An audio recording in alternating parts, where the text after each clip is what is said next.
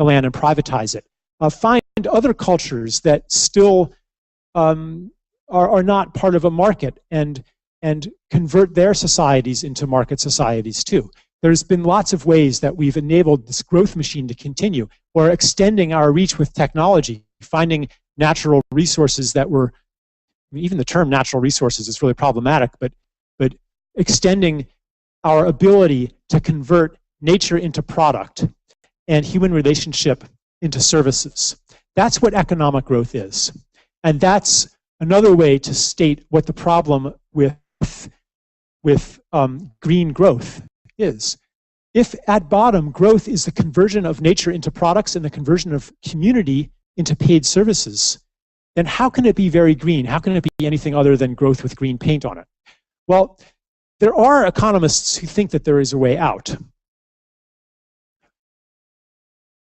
Before I go there, I just want to say, it's not just the ecological limits of growth that we're facing. It's also the social limits of growth. Because some people might say, well, okay, maybe we can't grow so much more in material terms. Maybe there's not a lot of nature left to convert into products. But we can still grow the realm of services. But what is a service? A service is something that we once did for ourselves and each other for free, that we now pay for. Even if it seems like something new, like telecommunications, the basic function of communication is not something that we ever paid for until quite recently. And now technology has given us ways to make that into something that we do pay for. And you can look at that most of the main growth areas of the economy in the last couple generations, and most of it has been the monetization and the professionalization of functions that were once in the social commons. For example, entertainment.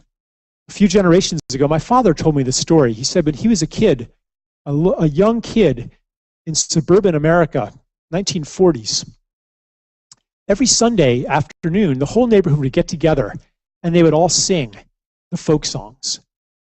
And every town had its own marching band. And there was no such thing as childcare because neighbors watched each other's kids. And there was no food preparation industry to speak of. Even when I was a kid, eating at a restaurant was rare. Most food was prepared at home. Well, food preparation, today in America, 2/3 of all meals are prepared outside the home. It's been one of the biggest growth industries that there is. Same with childcare, same with care of the elderly.